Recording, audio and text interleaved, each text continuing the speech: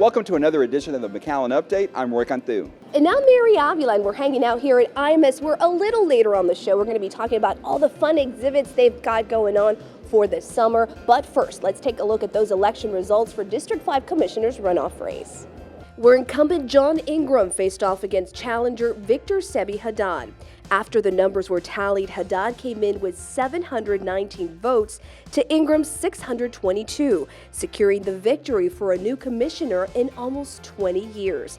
Ingram was first elected back in 2005. He narrowly missed winning the general election by less than a percentage point when he received 50% of the vote compared to Haddad's 41%. In the spirit of recognitions, hundreds of people gathered to commemorate the abolition of slavery in the United States. On June 19, 1865, the Emancipation Proclamation reached Texas and is now observed every 19th day of June, known as Juneteenth. In efforts to highlight the history of the African American culture and their contribution to our community, McAllen kicked off a series of events that included a memorial service, gospel worship, a jazz night, and a documentary, among others. The final day of celebrations were capped off with a symbolic Freedom Walk, along with a tribute ceremony for Mrs. Jean Stroud, the oldest living alumnus of the first African American school in McAllen. Speaking of diversity, the Jewish community came together to pay tribute to Holocaust survivors. It took place at the McAllen Public Library. After the horrors of this tragedy, the world vowed to never let this happen again. For that reason, the City of McAllen and Temple Emmanuel hosted the first ever McAllen Holocaust Remembrance Day ceremony.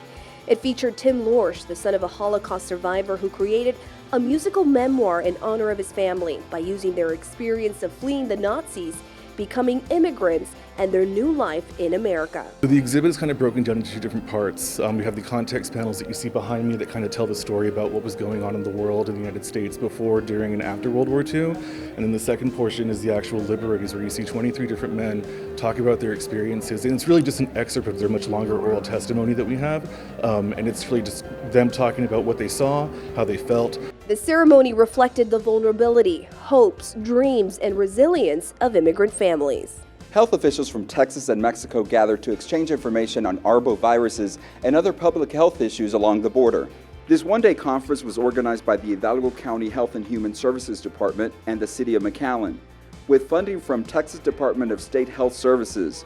This is the third conference on the State of Texas Active Response to Zika, also known as STARS.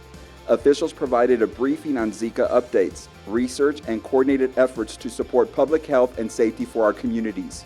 And the City of McAllen is a passionate advocate for a safety work environment. That's why they held their 5th annual Risk and Safety Expo, with some of the topics being active threats and violence in the workplace, as well as how to better prepare for emerging risks. They also touched on best practices for digging and excavating from Mike Kirk with the Texas Railroad Commission and Enertech.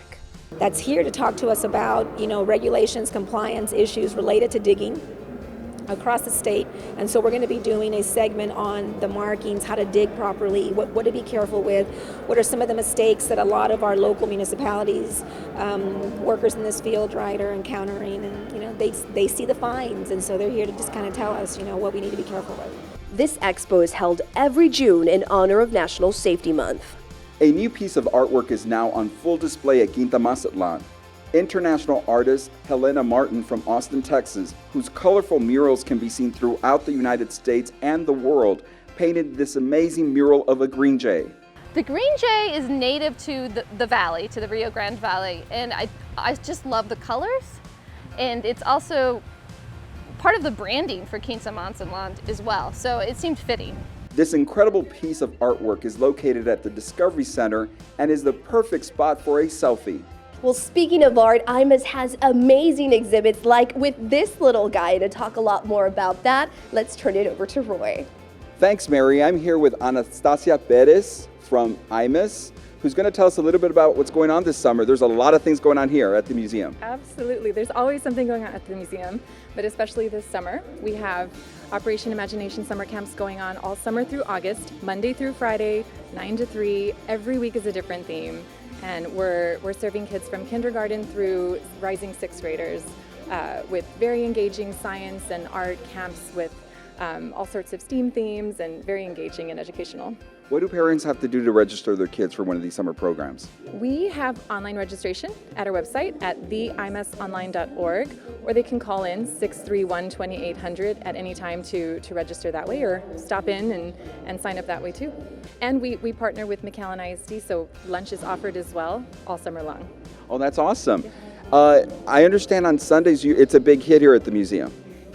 Yes, we have a grant from HEB Tournament of Champions, which has given us a whole year of free admissions on Sundays. So every member of the family can come in. We're going to be doing it through next April, every Sunday.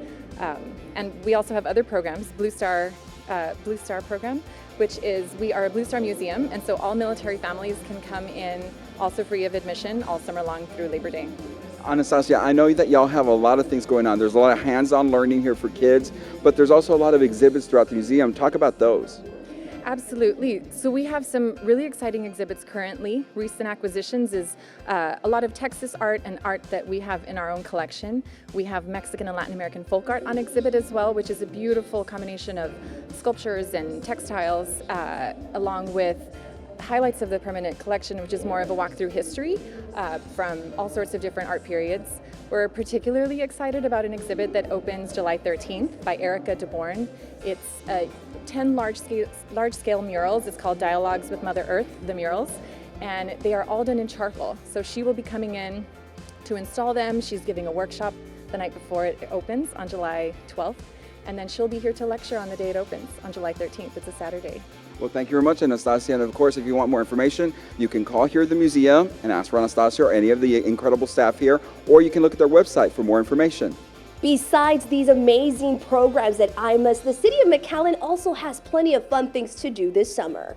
These programs are not just exciting, but educational and also fulfilling.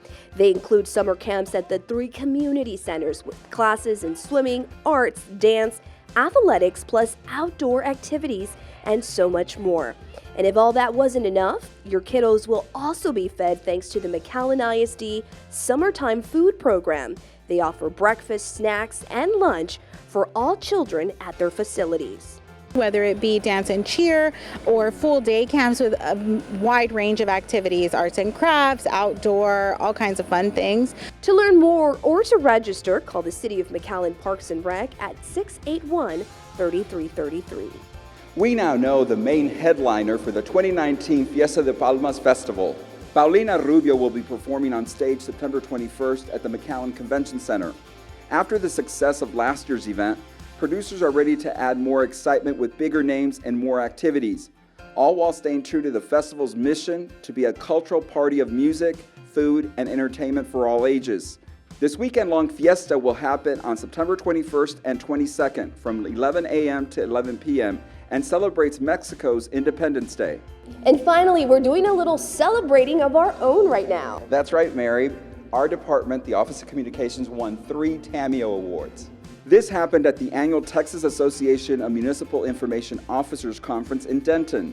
Tamio, as it's called, is a division of the Texas Municipal League. The 3 awards were for Best Communications Planning for the 2018 bond election, Best Media Relations for the 2017 McAllen Holiday Parade, and the Best Use of Unplanned Social Media for the 2018 June flood. And we had so much fun today here at IMAS, Roy, and that's going to do it for us here. Thank you so much for watching. I'm Mary Avila. And I'm Roy Cantu. Please follow us on our city social media to get the latest updates for the City of McAllen.